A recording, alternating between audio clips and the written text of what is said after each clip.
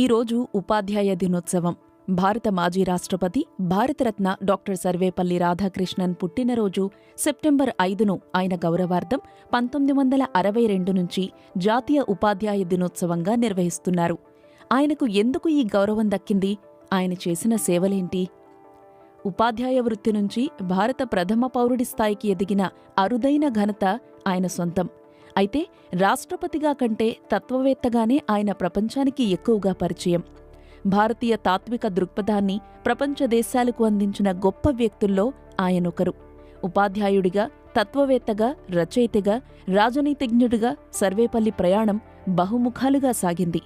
రాష్ట్రపతిగా తొలిసారి బ్రిటన్ను సందర్శించిన రాధాకృష్ణన్కు బ్రిటన్ రాణి స్వయంగా స్వాగతం పలికారు.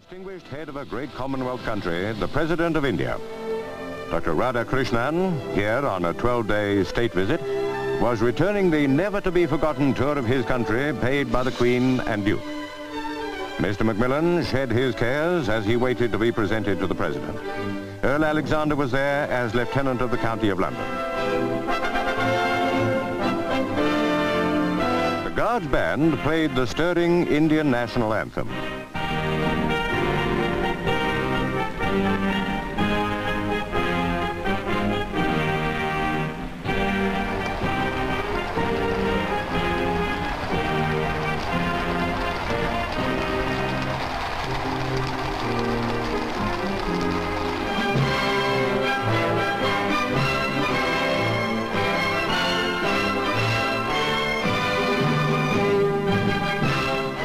Dr. Radhakrishnan represents a great and friendly people, and in welcoming him we salute them, the millions of India.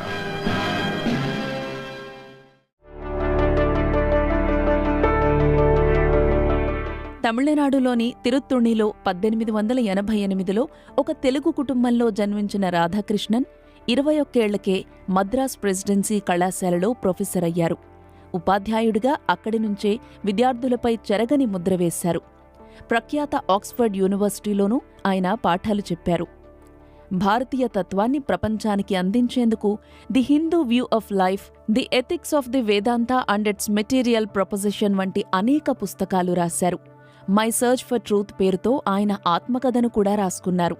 1954లో ఆయనకు భారతరత్న పురస్కారం లభించింది. విద్యార్థులకు ఆయనంటే ఎంత అభిమానమో తెలిపే సంఘటన ఇది.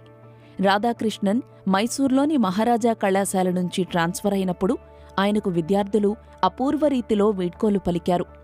అందంగా ముస్తాబు చేసిన గుర్రంపై ఆయనను ఊరేగించాలని విద్యార్థులు భావించారు. సర్వేపల్లిని కూడా ఒప్పించారు. తీరా సమయానికి గుర్రం కనిపించకుండా పోయింది. అప్పుడు విద్యార్థులు తమ భుజాలపై రాధాకృష్ణన్ను ఊరేగింపుగా రైల్వే స్టేషన్ వరకు తీసుకెళ్లి వీడ్కోలు పలికారు. 1949లో రష్యా రాయబారిగా వెళ్లినప్పుడు రాధాకృష్ణన్ అక్కడ తనదైన ముద్ర వేశారు. కశ్మీర్ విషయంలో రష్యా మద్దతు భారత్కు లభించేలా కృషి చేశారు. తన వాక్చాతుర్యంతో ఒక సందర్భంలో స్టాలిన్ను సైతం మెప్పించారు. 1950లో ఆయన స్టాలిన్ను కలిసినప్పుడు ప్రచ్ఛన్న యుద్ధాన్ని ఆపేందుకు కృషి చేయాలని కోరారు.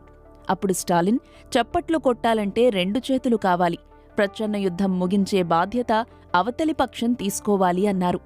అప్పుడు రాధాకృష్ణన్ స్పందిస్తూ, మిస్టర్ స్టాలిన్, శాంతికాముక దేశంగా రష్యా తన చేతిని వెనక్కి తీసుకోవాలి, ఎందుకంటే చప్పట్లు కొట్టాలంటే 2 చేతులు కావాలి కదా అని పేర్కొన్నారు. ఆయన సమాధానానికి స్టాలిన్కు నోట మాట రాలేదు.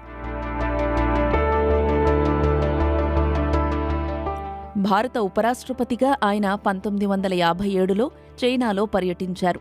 అప్పుడు చైనా అధినేతగా ఉన్న మావో జెడాంగ్ను కలవాలనుకున్నారు. ఒకరోజు అర్ధరాత్రి 12 గంటలకు మావోను కలిసే అవకాశం ఆయనకొచ్చింది. మావోనే స్వయంగా ఆయనను ఆహ్వానించారు. ఆ సమయంలో రాధాకృష్ణన్ మావోతో కరచాలనం చేయడంతో పాటు ఆయన గడ్డాన్ని చేతితో తాకారు. ఊహించని ఈ పరిణామానికి మావో ఉలిక్కిపడ్డారు. ఆయన తేరుకునేలోపు, మిస్టర్ మావో, నేను మీతోనే కాదు, స్టాలిన్, పోప్లతో కూడా ఇలానే చేశాను. మీ మీదున్న వాత్సల్యంతోనే ఇలా చేశాను, కంగారు పడకండి అన్నారు. 1975 ఏప్రిల్ 17న చెన్నైలో సర్వేపల్లి రాధాకృష్ణన్ కన్నుమూశారు.